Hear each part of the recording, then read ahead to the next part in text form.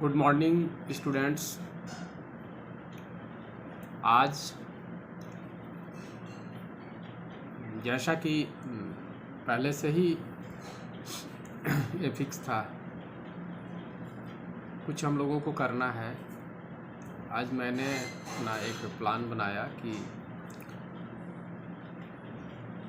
Class 9 के students के लिए फर्स्ट चैप्टर जो है फ्रेंच रिवॉल्यूशन, फ्रांसीसी क्रांति, तो क्यों हुई, और एक क्वेश्चन जो कि बहुत ही ज़्यादा बच्चों के मन में आता है कि क्या कारण थे फ्रांसीसी क्रांति के। What were the causes of French revolution. तो जहाँ तक फ्रेंच रिवॉल्यूशन के कारणों की बात है, कोई एक कारण इसके लिए रेस्पॉन्सिबल नहीं था। इसीलिए आप जब देखेंगे कि जब उसका कंप्लीट स्टडी करना चाहेंगे कि क्या कारण थे फ्रांसीसी क्रांति के, तो बहुत सारे कारण आपके सामने आएंगे। बहुत सारे सामाजिक कारण, बहुत सारे आर्थिक कारण और बहुत सारे राजनीतिक कारण, सोशल, इकोनॉमिक और पॉलिटिकल। ओवरऑल जब हम बात करेंगे तो ये कह सकते हैं कि फ्रांस का एडमिनिस्ट्रेशन जो है ना, चाहे वो सोशल एडमिनिस्ट्रेशन हो या इकोनॉमिक एडमिनिस्ट्रेशन हो या पॉलिटिकल एडमिनिस्ट्रेशन हो, लोगों को हर फेज में ये नज़र आ रहा था कि हमारी जो गवर्नमेंट है वो व्यवस्था ठीक से नहीं कर पा रही है, हमको ठीक से एडमिनिस्ट्रेट नहीं कर पा रही है, और कहीं ना कहीं हर स्टेप पे पब्लिक का एक्सप्लॉयटेशन हो रहा है, शोषण हो रहा है, उनके राइट्स को नहीं दिया जा रहा है। चूँकि इसके मल्टी कॉज थे, इसलिए ऐसा कहा जाता है कि French revolution sprang from a combination of intellectual ferment and material grievances. कोई एक कारण नहीं था, फ्रांसीसी क्रांति अनेक कारणों की उपज थी। ठीक है, तो आज जो है हम इस बात पे डिस्कशन करेंगे, और उस क्रम में सबसे पहले चर्चा करेंगे क्या है फ्रांसीसी क्रांति के सामाजिक कारण। तो इस बारे में सबसे पहला ख्याल जो जाता है, हमको ये ज़रूरी हो जाता है हमारे लिए कि हम वहाँ के सोशल डिवीज़न पर फोकस करें। वहाँ का जो सोशल डिवीज़न था उसको समझना होगा, क्योंकि सोशल डिवीज़न जो है, क्वेश्चन ये भी आता है आपके सामने कि how the structure of society was responsible for French revolution, और आपको ये समझाना होगा। तो जब तक आप इस बात को नहीं समझे होंगे कि कैसा था वहाँ का सोशल स्ट्रक्चर, इस चैप्टर में एक वर्ड जो है बराबर आपको आएगा एंशिएंट रेजिमे, और रेजिमे का मतलब होता है शासन व्यवस्था, एडमिनिस्ट्रेटिव सिस्टम, और एंशिएंट मतलब प्राचीन। ठीक है, पुरातन अर्थ शासन व्यवस्था। और इसको जो है आप ऐसा समझेंगे, अगर जब भी एंशिएंट रेजिमे वर्ड यूज होगा तो आप उसका मीनिंग करेंगे the situation of France before 1789। ठीक है, तो जब हम वहाँ के सोशल स्ट्रक्चर पर फोकस करते हैं तो हम पाते हैं कि before 1789 the society of France was divided into 3 phases, और सोशल स्ट्राटिफिकेशन पर जब हम ध्यान देते हैं तो पाते हैं कि फ्रांस का समाज जो है वो 3 भागों में बटा हुआ था। एक भाग क्लर्जी, दूसरा भाग नोबिलिटी और तीसरा भाग कॉमन पीपुल। एक क्लर्जी, नोबिलिटी और कॉमन पीपुल कौन थे? ठीक है, क्लर्जी जो सेक्शन है उस सेक्शन में वे लोग थे जो चर्च के थे, सीधा बात है ना।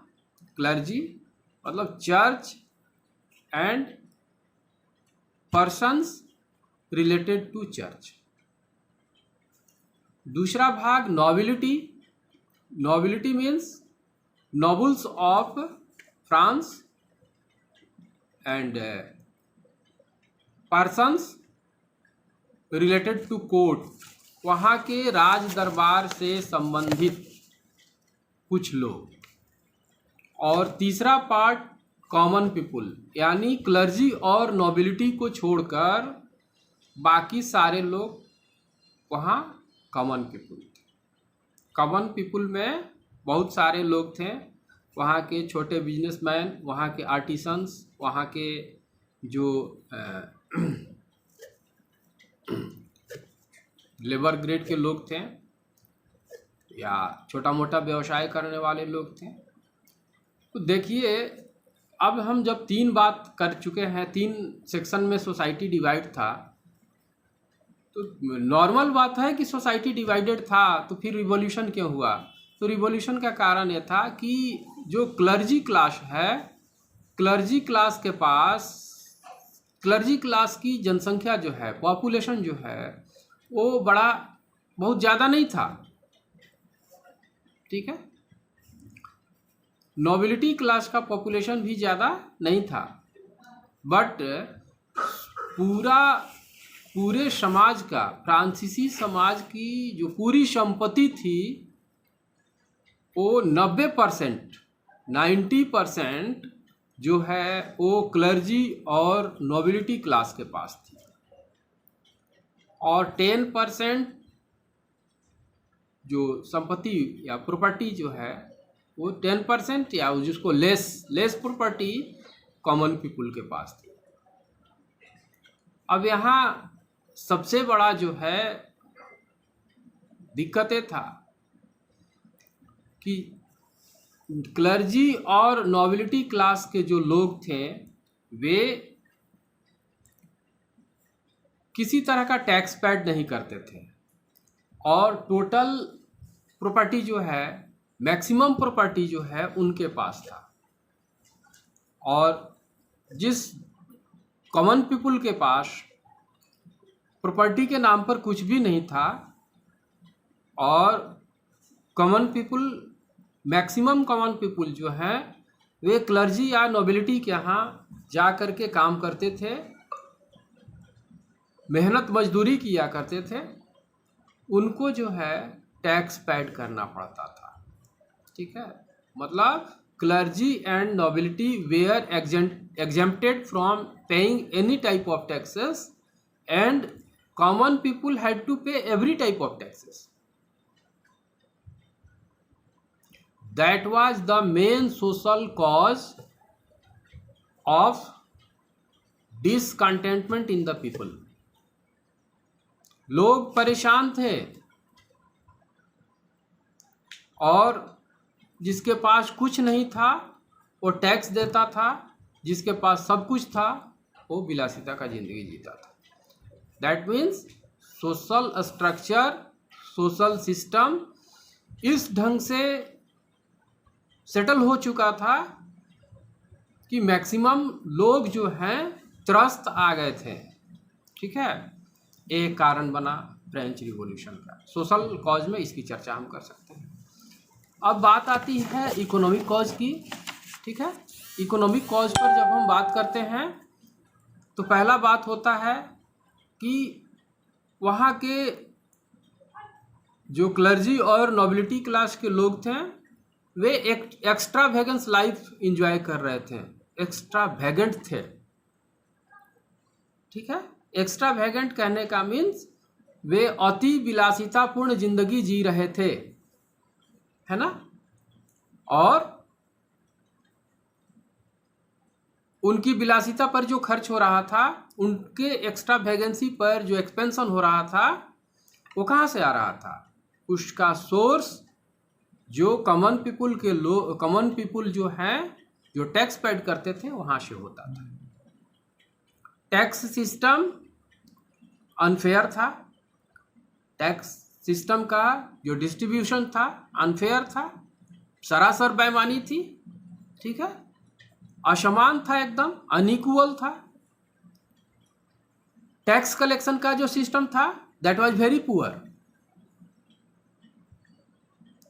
टैक्स कलेक्शन का जो सिस्टम था एकदम गंदा था, है ना। जब टैक्स कलेक्शन पर जो है हम लोग स्पेशल डिस्कशन करेंगे, और ये टैक्स कलेक्शन सिस्टम ही जो है फ्रेंच रिवॉल्यूशन का इमीडिएट कॉज बना था। जब हम एक टॉपिक लेंगे immediate cause of French revolution, उस पर इस बात की चर्चा करेंगे। इसके अलावा और इकोनॉमिक प्रॉब्लम क्या थे वहाँ? फ्रांस जो है एक्स्ट्रा वैगेंसी के चलते और अमेरिका को फिनेंशियल हेल्प देने के चलते बहुत ज़्यादा डेब्ट में आ चुका था। ये अमेरिका को फिनेंशियल हेल्प देना क्या था? एक्चुअली इसको आप याद रखेंगे, अमेरिका में ब्रिटेन के 13 कॉलोनीज थे, और उन कॉलोनीज को इंडिपेंडेंट कराने के लिए वार चला था। और उस वार में फ्रांस ने इकोनॉमिक और स्ट्रेटेजिक रूप से बहुत ज़्यादा हेल्प किया था। उस वार के चलते फ्रांस पर इकोनॉमिक बर्डन बहुत ज़्यादा हो गया था, तो ये फिनेंशियल हेल्प देना भी फ्रांस के लिए नुकसानदेह हुआ, ठीक है। वार में इन्वॉल्व रहने के चलते अनफेयर सोशल डिस्ट्रीब्यूशन के चलते लोगों में ज़्यादा से ज़्यादा डिसकंटेंटमेंट होने के चलते फ्रांस में trade in fall in trade का सिचुएशन भी आ गया था। वहाँ व्यापारिक पतन हो चुका था, ट्रेडिंग कनेक्शन कट चुका था, ठीक है। तो ये सारे इकोनॉमिक कॉज थे जिन्होंने फ्रांस को तबाह कर दिया, ठीक है। बहुत ज़्यादा लोगों में नाराज़गी आ गई। अब हम बात करते हैं, सोशल डिवीज़न की बात कर लिए, सोशल कॉज या इकोनॉमिक कॉज की बात कर लिए।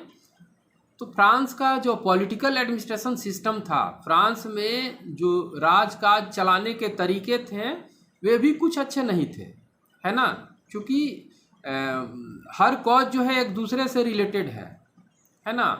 तो फ्रांस के इकोनॉमिक पॉलिटिकल कॉज की चर्चा करना भी जरूरी हो जाता है।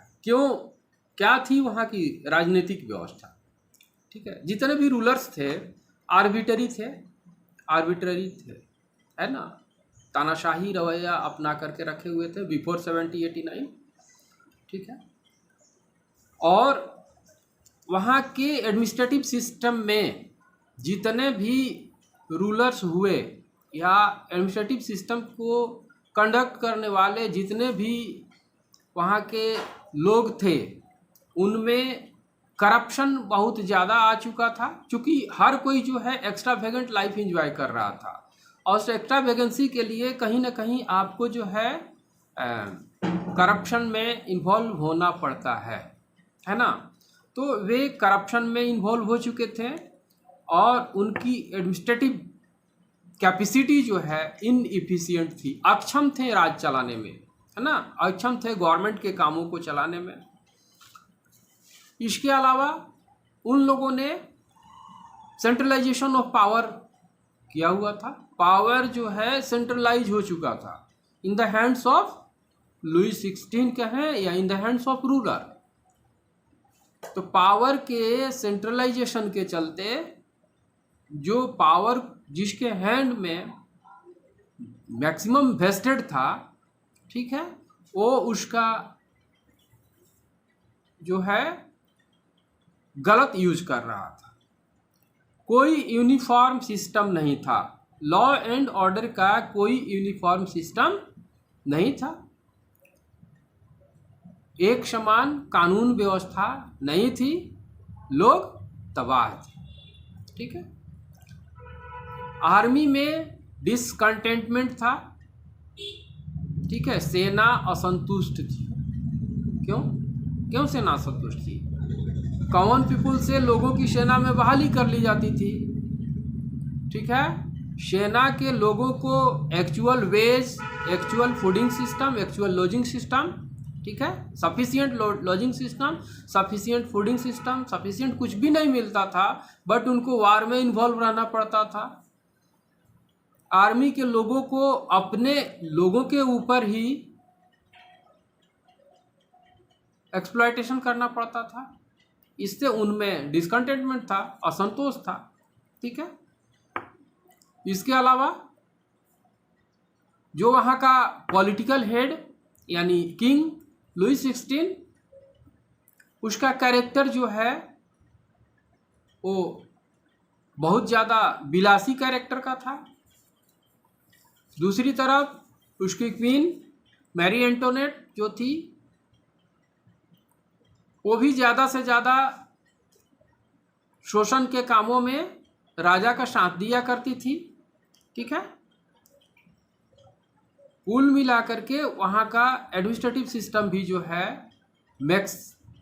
अति विलासितापूर्ण जिंदगी जी रहा था, और उनकी विलासितापूर्ण जिंदगी जीने में संसाधनों का जो यूज करना पड़ता था उसका कलेक्शन वे जनता से किया करते थे।